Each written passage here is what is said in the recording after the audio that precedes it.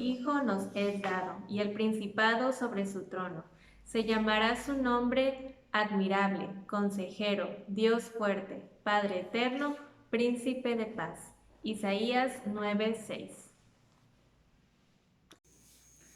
Hola, bienvenidos a un repaso más de la lección de escuela sabática, la lección número 5 que se titula Noble Príncipe de Paz. Agradecemos a nuestra hermana Ariadna por su participación. Esperamos que así como ella, todos estemos repasando los versículos de esta lección muy interesante. Acuérdense que estamos leyendo el libro de Isaías. Y en este contexto, la lección de esta semana nos habla acerca de temas muy controversiales. ¿Sabe por qué? Porque cuando hablamos de Dios y hablamos de su justicia, hablamos de la forma en que Él se acerca a su pueblo, la forma en que Él intima con su pueblo, hay muchas ideas preconcebidas acerca de la forma de actuar de Dios. De tal manera que usted puede decir, bueno, que quizás es un Dios injusto, un Dios malo. Y eso es lo que el mundo nos quiere hacer creer. Sin embargo, cuando nosotros estudiamos a profundidad lo que estudiamos esta semana en el libro de Isaías, nos damos cuenta de que el Señor intima con su pueblo, hace una relación muy personal, pero a la vez que quiere acercarse a su pueblo, también demuestra su amor y su misericordia. Y es por eso que el título Príncipe de Paz de esta lección nos atrae mucho a todos, porque de manera excepcional creo que todos buscamos la paz en este mundo. Todos queremos vivir en armonía. Todos queremos que nos vaya bien, que no tengamos problemas con nuestros semejantes, con nuestra familia, que podamos tener la capacidad de acercar a las personas y encontrar con ellas y en nuestros hogares, en nuestras iglesias, refugio a cualquier dificultad que se pueda presentar. Entonces, para eso tenemos que entender cómo el Señor se acerca a su pueblo. Y lo que vimos durante esta semana. Por eso, para dividir este estudio, vamos a hacerlo en varias partes. Por ejemplo, la luz de Galilea, hablaremos del niño Chodón, la vara de castigo, el tronco dice allí y el Salvador. Para eso, vamos a ir a la primera parte de esta lección. Vamos al libro de Isaías, capítulo 9, versículo 2. Dice: el pueblo que andaba en tinieblas vio gran luz. Los que moraban en tierra de sombra, de muerte, luz resplandeció sobre ellos. En respuesta al pedido de ayuda de Acaz, Tiglat-Pileser III atacó el reino de Israel, apoderándose de los territorios de Neftalí, Zabulón y Transjordania. Más tarde, Salmasar V conquistaría y deportaría el resto de la población israelita. Este territorio, sumido en la oscuridad del paganismo, según Isaías capítulo 8, versículo 22, eran primicias de la conquista de Asiria y sería el primero, según si nosotros vamos al libro de Mateo capítulo 4, versículo 16, encontraremos el mismo territorio. Asiria entra y empieza a destruir los pueblos de Judá. Y en los primeros lugares que encuentra la destrucción son precisamente los alrededores de Galilea. Los lugares quizás en el libro de Isaías que estaban más inmiscuidos en el paganismo. ¿Se acuerdan que la lección pasada nos quedamos con que el pueblo de Judá se había entregado ya a la idolatría completamente? Había inmiscuido, había metido en sus adoración el contacto con los muertos y la adoración de las hechicerías, de la brujería y todo eso. Entonces, ese lugar de Galilea era una manifestación de la oscuridad en la cual estaba sumido de manera excepcional todo el reino de Judá. Increíblemente, en el libro de Mateo, cuando nuestro Señor Jesucristo inicia su ministerio y hace su obra más grande, precisamente fue en los alrededores de Galilea. ¿Por qué? Porque la profecía, porque la palabra de Dios no es al azar, la palabra de Dios tiene una lógica, tiene un camino muy interesante. Así como había oscuridad en Galilea en los tiempos de Isaías, llegó la luz de Jesús en los tiempos de Jesús para el mismo pueblo de Galilea. ¿Se imaginan? Qué hermosa reflexión nos da el libro de Isaías. Fue precisamente en ese lugar, a orillas del mar de Galilea, donde Jesús pasó la mayor parte de su ministerio público. ¿Por qué? Porque era el lugar en el cual la oscuridad estaba más establecida, más asentada. Eso es algo muy interesante, hermanos, porque nosotros cuando hablamos y reflexionamos acerca de la importancia de Jesús en mi vida, a veces no alcanzamos a comprender la forma en que el Señor puede hacer que tu vida resplandezca. Tú estás sumido en la oscuridad de problemas, de dificultades, de estar alejado de Dios. Nos aleja de la luz y es lo que hace que nuestra vida entre en la oscuridad. Pero cuando nosotros permitimos que Jesús entre en nuestra vida, entonces empieza a resplandecer la luz de Cristo, de su justicia, de su amor, de su misericordia, y eso hace que nuestra vida ahora sea también una vida de luz. Es lo que estaba sucediendo en el pueblo de Judá. Ahí estaba sumido en la oscuridad. Sin embargo, en los tiempos de Jesús, la luz resplandeció en ese santo lugar. Vamos a ver otra cita bíblica, por favor. Vamos ahora al libro de Isaías capítulo 9, versículo 6. Dice, porque un niño nos es nacido, hijos nos es dado, y el principado sobre su hombro, y se llamará a su nombre admirable, consejero, Dios fuerte, Padre eterno, príncipe de paz. Este niño anunciado en esta parte del capítulo 9 de Isaías no puede ser otro más que nuestro Señor Jesucristo. Ya habíamos hablado de los dos hijos anteriores de Isaías que habían cumplido una parte importante en la profecía del pueblo de Judá. Pero ahora específicamente en el capítulo 9 está hablando de que en ese territorio, en un momento dado en la historia, nacería un niño que tendría estos atributos. Y es muy importante que podamos estudiar cada uno. Voy a proyectar aquí en la pantalla cada uno de ellos para que podamos entender por qué estos adjetivos. Porque no es nada más adornar el nombre de Jesús. Cada uno de estos adjetivos a los que se refiere Isaías a Jesús tiene un secreto, una forma de enseñarnos algo para nuestra vida. Por ejemplo, admirable consejero. Un admirable consejero es un sabio asesor que guía correctamente. Es el mismo nombre con que el ángel de Jehová, Jesús mismo, se presentó ante los padres de Sansón, según Jueces 13 y 18. Dios fuerte es Dios mismo encarnado, el héroe poderoso y valiente en batalla, según Juan 1.1 o primera de Juan 5.20. Padre eterno, Jesús es eterno y es Padre de toda la humanidad, pues es el creador del hombre y del mundo, según Juan 1.3, Colosenses 1.16 y segunda de Pedro 3.18. Y príncipe de paz, Jesús es el rey justo que vino al mundo para impartir paz, según Apocalipsis 17.14, Juan 14.27 y Juan 16.33. No es que el autor del libro de Isaías quisiera adornar de muchas maneras el nombre de Jesús, no. Cada una de las funciones que vino a cumplir Jesús en esta tierra están reflejadas precisamente en estas palabras. Es nuestro Padre eterno, es nuestro príncipe de paz, es nuestro Dios fuerte y es nuestro admirable consejero. Y si nosotros estudiamos a profundidad la vida de Jesús, vamos a ver que en varios aspectos de su ministerio, Él pudo reflejar estos caracteres, esta forma de ser. Así que de tal manera tú no tienes pretexto para decir que Jesús no puede influir en tu vida. Jesús tiene miles de maneras de acercarse a ti, muchísimas. Si tú piensas que quieres un Jesús que te ayude en un problema muy difícil, tienes el Jesús que es Dios fuerte. Si tú quieres un Jesús que te ayude a encontrar la paz, es el príncipe de paz. Si tú quieres un Jesús que te asegure la vida eterna, es el Padre eterno. ¿Se dan cuenta cómo el libro de Isaías nos muestra a este Jesús y la manera en que nosotros debemos de aceptar su vida, podemos aceptar su trascendencia en nuestra vida? Es por eso también que tiene más sentido todavía lo que encontramos en Isaías capítulo 9, 12 y 17. Vamos a ver lo que dice esta cita bíblica. Ni con todo esto ha cesado su furor, sino que todavía su mano está extendida. A causa de la maldad de su pueblo, Dios tuvo que castigarlos con vara. A ver, vamos a entender esto, por favor, porque no va a hacer que cause controversia estas palabras.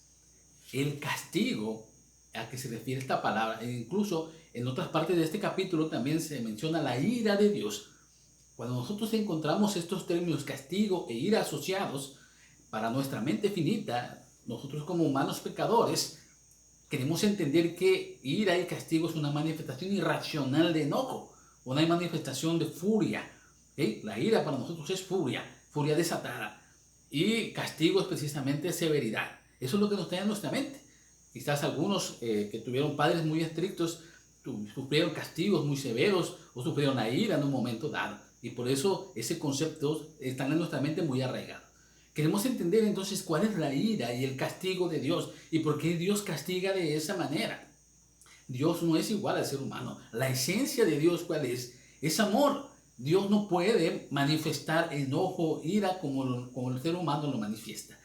Dios manifiesta su ira, su castigo con una estirpe o con una línea de lo que es el amor. Manifestar siempre el amor, la justicia de Él, su misericordia. cuando nosotros vemos cómo Dios actuaba con su pueblo, el pueblo de Israel, en todo el Antiguo Testamento, vemos que Dios lanzaba advertencias muy claras, siempre antes de ejecutar su justicia, antes de ejecutar su castigo, que aquí deberíamos de equipararlo a la justicia. Cuando tú escuchas la palabra justicia, entonces viene a tu mente palabras mucho más sanas, ¿no? En que puedes entender quizás justicia como algo bueno, como algo que es necesario, como algo que se merece, ¿ok? Entonces Dios ejecuta su justicia, a lo que el autor llamaría su castigo, pero después de advertir varias veces a su pueblo que cambiara sus intenciones, que se arrepintiera. Cuando el pueblo no se arrepentía, entonces ejecutaba su justicia o su castigo. ¿De qué manera? La única manera que Dios la tiene de manera severa. En este versículo, hablando de la vara. Estas dificultades fueron repetidas, por ejemplo, en el pueblo de Judá, específicamente en el capítulo 9. Encontramos diversas maneras en que Dios ejecutó su justicia con el pueblo de Judá. Por ejemplo, en el capítulo 9, del 8 al 12, vemos que había guerra sobre la tierra, había desolación, había muerte. ¿Okay? En el capítulo 9, 13 al 17, vemos que también la justicia de Dios o el castigo de Dios entró sobre los malos dirigentes, sobre los reyes, sobre los soberanos, sobre los sacerdotes idólatras. Sobre ellos también vino el castigo.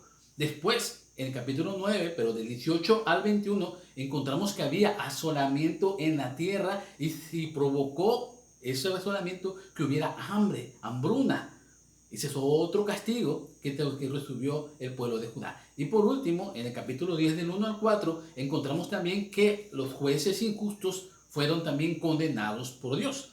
Que en cualquiera de estas etapas progresivas que el Señor estaba mostrando su justicia sobre el pueblo de Judá, o en cualquiera de ellas, si el pueblo se hubiese arrepentido y hubiese cambiado su forma de relacionarse con Dios, hubiese dejado la idolatría, la brujería, la hechicería, hubiese hecho caso a Dios y no a sus reyes, entonces Dios hubiese detenido los siguientes castigos, porque cada uno de ellos era más severo.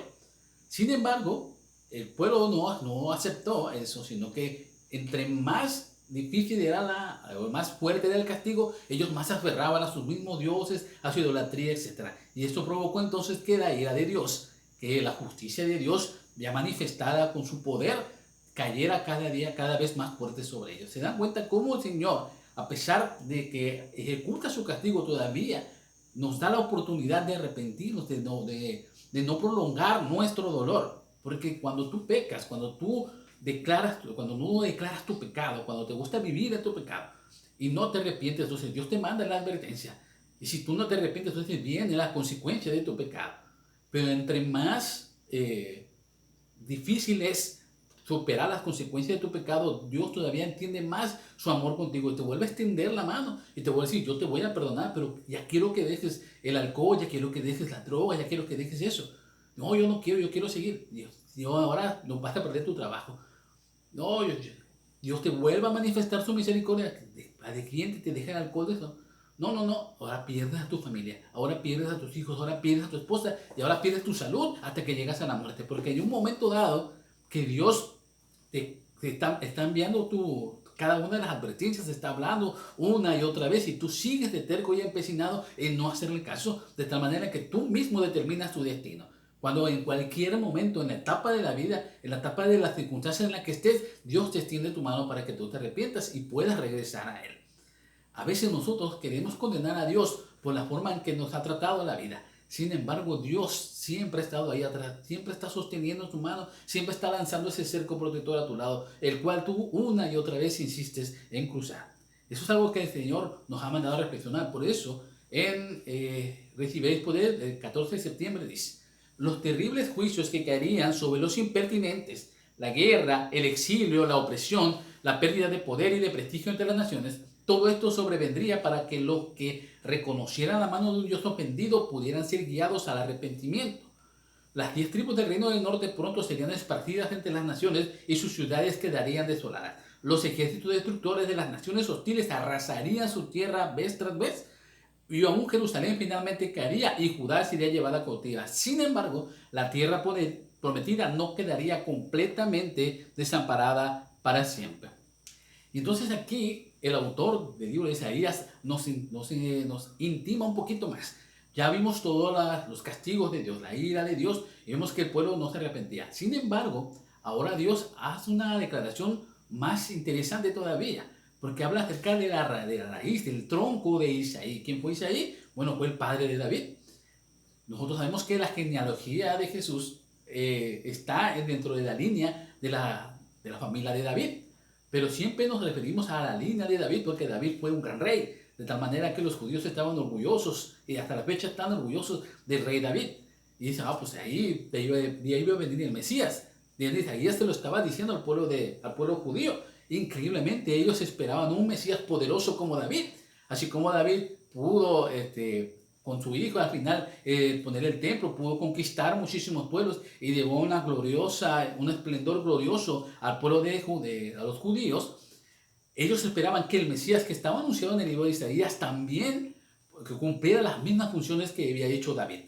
Sin embargo, en esta parte hay un contraste porque no nos habla de la línea de David, está hablando de la línea de Isaí, que es su padre. Sin embargo, Isaí no tiene tanta trascendencia en la historia del pueblo de Israel. Solamente sabemos que es el padre de David, pero era una persona humilde, incluso era agricultor. Entonces, ¿cómo puede ser que el autor mencione que venimos del tronco de David? Por eso en Isaías 11:1 dice, saldrá una vara del tronco de Isaí y un vástago retoñará sus raíces. ¿Esto qué quiere decir? Que Jesús es más que David, Jesús es más que cualquiera, porque aparte de que es descendiente de David, también dice que es padre de David, porque él es antes de su padre Isaí. Es increíble cómo el Señor manifiesta su misericordia con nosotros, mostrándonos que Él ha estado antes, durante, después y estará siempre con nosotros. Estará ahí como el fundamento de nuestra justicia, como el fundamento de nuestra misericordia, como el fundamento de nuestra vida. Porque así como el pueblo de Judá recibió esta gran revelación de que de ustedes saldría el Mesías que iba a salvar al mundo de pecado, que iba a darnos la salvación a todos, así como ellos lo pudieron escuchar, nosotros en estos momentos también estamos escuchando que el Señor se va a manifestar en su segunda venida, así como Él cumplió su primera venida, que vino de la raíz de David, que vino del tronco de Isaí, que nació en Belén, que cumplió todas las profecías que estaban señaladas con Él. También está señalando que en su segunda venida Él va a venir a reinar, ahora sí, como un rey y señor de señores. De tal manera que estaremos felices de recibirlo ahora en pompa y majestad. Millones de ángeles se manifestarán, millones de redimidos levantarán su mirada al cielo y darán la bienvenida a este rey glorioso. Este rey glorioso que según el libro de Isaías venía del tronco de Isaí. Una de las principales misiones de Jesús entonces para acabar era acabar con el pecado, era acabar con la apostasía, con la rebelión, establecer una paz duradera y eterna. Y eso es lo que el mundo necesita actualmente. ¿Ustedes piensan que estas cosas que están sucediendo van a continuar mucho tiempo más? Yo no lo creo, porque el mundo está ya en blanca picada hacia el precipicio. Ya no hay formas humanas de poder encontrar la solución a todos los problemas del mundo, económicos, sociales, morales, mundiales, de lo que tú quieras. Ya no hay. La única solución es que Cristo venga por segunda vez y nos rescate de este mundo de pecado. Y eso se va a lograr, eso se va a cumplir. Lo quieras tú o no lo quieras. Así como los judíos lo sabían y no lo aceptaron, tú también puedes aceptar este mensaje y puedes decir, pues es mentira, no creo en él, pero se va a cumplir. Así como se cumplió su primera venida, se ha de cumplir su segunda venida. Todavía esperamos el momento en el cual, por ejemplo, en el libro de Isaías 11, 7, 8 decía que la vaca y la osa pacerán juntos, se crearán y se echarán juntas, y el león como el buey comerá paja. Eso no se ha cumplido todavía, porque es una profecía venidera. Cuando Cristo venga a establecer su reino en esta tierra, entonces toda la naturaleza incluso cambiará. Y el león y el cordero pajarán juntos y comerán juntos. ¿Por qué? Porque esa es la paz que el Señor. Ya no habrá conflictos ni siquiera entre los animales, ni siquiera entre los seres vivos. No habrá nada porque la justicia de Dios se habrá manifestado completamente en esta tierra. Y es lo que queremos, es lo que anhelamos. Si tú quieres tener esa paz que el Señor te ofrece, tienes que entonces encontrarle sentido a esta última palabra. Isaías capítulo 12, versículo 2 dice, Dios es mi salvación, confiaré en Él y no temeré. El Señor es mi fuerza, el Señor es mi canción, Él es mi salvación. El capítulo 12 de Isaías termina con un canto, con un salmo, con una alabanza. Después de haber visto toda la destrucción, de haber visto todo lo que el pueblo de Judá había tenido que sufrir, de haber visto el futuro de esta nación iba a quedar desolada, cautivos en Babilonia y etc. después de ver eso, después de escuchar las palabras de que el Mesías venidero iba a traer paz, iba a traer justicia a este mundo, que iba a cambiar todo lo que nosotros conocemos para darnos un mundo mejor. Ahora Isaías exclama, obviamente con un corazón agradecido, con un corazón que derrama esperanza, que derrama alegría, que derrama felicidad de saber y haber escuchado todas estas profecías que se cumplirán a la perfección, exclama ahora, Dios es mi salvación. Es la primera vez en el Antiguo Testamento que nosotros nos referimos al Mesías, no solamente como Mesías, no solamente como príncipe de paz, ahora dice como el Salvador del mundo. Es la primera vez que encontramos en este libro cómo se menciona a Jesús con ese carácter por el cual Él vino a sufrir y vino a morir por ti, para salvarnos. ¿Salvarnos de qué? De la oscuridad, salvarnos de la idolatría, salvarnos del error, salvarnos de la equivocación, salvarnos del pecado. Ese virus que es más poderoso que el coronavirus, ese virus que está arraigado desde que el mundo conoció el pecado, desde que Adán y Eva pecaron y fueron expulsados del paraíso, esa enfermedad se estableció en la tierra y está contaminando a todo el ser humano, a todos. Ninguno estamos fuera de pecado. Pero Dios vino a esta tierra a entregar una solución, la medicina, la vacuna que tu cuerpo necesita. Isaías 2 entonces es un cántico entonado por Isaías para alabar las obras de Dios, para mostrarnos a ese Salvador que a veces nos olvidamos de recordar, hermanos. Eso es muy triste, porque queremos conocer a Jesús solamente como el que me puede ayudar, como el que está ahí para que escuchen mi problema, pero no queremos aceptar a Jesús como Salvador, porque cuando implicarte conocer a Jesús como Salvador es decirle entonces que estamos perdidos. Porque si necesitamos un Salvador es porque tú estás perdido. Porque si necesitas un Salvador es porque tu vida está mal. Si tú necesitas un Salvador, tu vida está sumida en la oscuridad, en el pecado y no tienes solución. Aceptar a Jesús como Salvador entonces implica algo más que solamente conocer a Jesús. Implica entregarte completamente a Él y decir, yo no puedo, Señor, estoy perdido, estoy en el suelo, estoy a punto de morir eternamente, así que necesito que me rescates, que seas mi Salvador. Isaías comprendía eso y es lo que nosotros queremos comprender también en esta lección. Si no reconocemos a Jesús como una necesidad imperante en mi vida, que necesitamos diariamente doblar nuestra rodilla y decir, Señor, soy pecador, no puedo hacer las cosas que quiero hacer, no consigo que pueda mi vida cambiar y pueda hacer una vida de paz, necesito que tú entres en mí, que tú provoques en mí el deseo de seguirte, de orar, de hacer las cosas bien, de cumplir tu palabra. Como no hacemos eso, como solamente queremos ver a Jesús como una figura más importante, sí, pero no como aquel que es el único que me puede rescatar, entonces tu vida no cambia. Entonces tu vida sigue siendo la misma y sigues estando en la oscuridad y sigues estando en la perdición. Hasta que aceptes que necesitas a Jesús como Salvador, entonces tu vida va a cambiar. Cuando aceptes que realmente estás listo para morir en el pecado eternamente, en ese momento, cuando necesitas y levantas tu mano y dices, Señor, ya no puedo, en ese momento Jesús se convierte en tu Salvador y entonces tu vida cambia. Apocalipsis 15, por ejemplo, nos muestra el cántico de victoria entonado por 144,000 seres, en términos muy similares a los cánticos que menciona el libro de Isaías. Solo en Jesús entonces podemos encontrar la salvación. Él será nuestra canción cuando muy pronto entonemos todos juntos el cántico de Moisés, siervo de Dios, y el cántico del Cordero. Termino con estas palabras del discurso maestro de Jesucristo, página 27. Cristo es el príncipe de paz y su misión es devolver al cielo, a la tierra, la paz destruida por el pecado. Justificados pues por la fe, tenemos paz para con Dios por medio de nuestro Señor Jesucristo, quien consiente en renunciar al pecado y abra el corazón al amor de Cristo, participará de esta paz celestial. Parece ser muy reiterativo, ¿verdad? Pero en estos tiempos difíciles, en los cuales la muerte en cualquier momento puede tocar a tu puerta. Es cierto que el coronavirus incrementó las posibilidades de morir. Lo cierto es que desde antes de que entrara esta enfermedad ya había muchísimas posibilidades de cualquier tipo. En cualquier momento la muerte puede llegar a tu vida. Yo te pregunto, ¿estás listo para encontrarte con ella? ¿Estás listo para cerrar tus ojos por última vez y levantar tus ojos, si es posible, en la primera resolución? ¿O no estarás listo? Y estarás listo solamente para la segunda, pero la segunda resolución es para muerte eterna. ¿Qué vas a hacer? ¿Qué decisión vas a tomar? No tiene ningún sentido estudiar o ver estos videos o compartirlos si en tu vida no va a haber ningún cambio? Si en tu vida no hay la necesidad de encontrarse a Jesús como tu Salvador.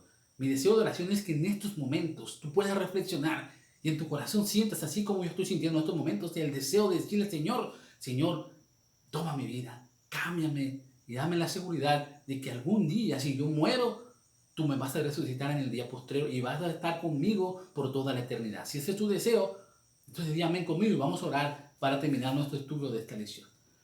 Nuestro Dios, gracias te damos por la vida que nos das.